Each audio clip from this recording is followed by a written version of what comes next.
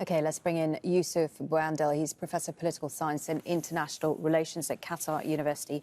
Thank you for joining the programme today. What do you make of these plans by the US to impose visa bans on Israeli settlers who engage in violence on Palestinians? Do you think it will have any teeth?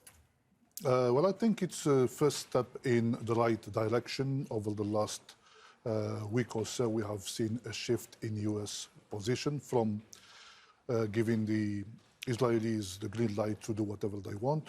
Secondly, proceed with caution and make sure that international law is upheld.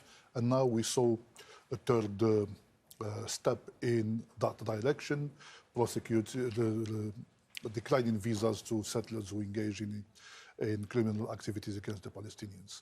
I don't think this particular step will have any teeth on the ground because it will not change much. Not getting a visa to go to the United States is not necessarily the end of the world. And notably, it doesn't affect those Israeli settlers with US passports who may be most affected. We've also had France call for similar sort of sanctions from the European Union. Do you believe there is a wider push now from the international community to really pressure Israel on the war? I think there has been, if we look at what has been happening over the last week or so, we see that there has been a shift in this position, both in the US and the European Union.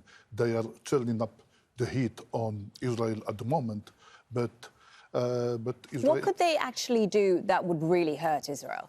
Well, there are a lot of things that could be done in theory. In practice, whether they'll be done or not is a completely different story. In the United States, there will be presidential elections in about 11 months from now, and I think that the American administration will be very, very, very careful looking at those elections, trying to make sure not to upset the Jewish lobby in the United States. There are so many things that the United States and Europe can do in theory, but in practice it will be difficult at this stage to implement. How concerned are you about a wider escalation in the region?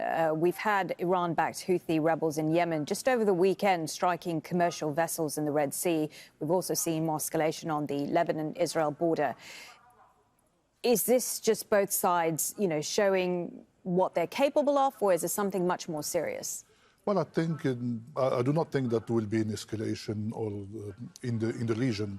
Obviously, the Houthis, as well as Hezbollah in Lebanon, have always had issues with Israel. They launched a few missiles and so on and so forth in order to show support for the Palestinian resistance. But as long as the big players in the region, namely Egypt, Iran, and also Turkey, are not necessarily... We hear a lot of noise from these capitals, but nothing concrete. So as long as these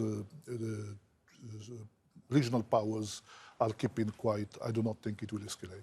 What do you think the broader strategy, Israel's broader strategy is? Because there's not just the situation in Gaza or their war in Gaza. We've also seen the escalation of violence and the raids in the occupied West Bank. Is Hamas just the target, or is it much wider than that? I think Hamas is the target on the surface, because that's what Netanyahu said. His main aim is to destroy Hamas completely and obviously make sure that Gaza is no longer poses a threat on the state of Israel. But what has been happening in the West Bank, as far as the Israelis are concerned, they were suggesting that we are targeting those Hamas sympathizers and so on and so forth. But as far as I'm concerned, they're trying to create an atmosphere of fear and intimidation and total control of the Palestinians, also in the West Bank. Really good to get your perspective. Youcef Bouandel, Professor of Political Science and International Relations at Qatar University. Thank you. Thanks.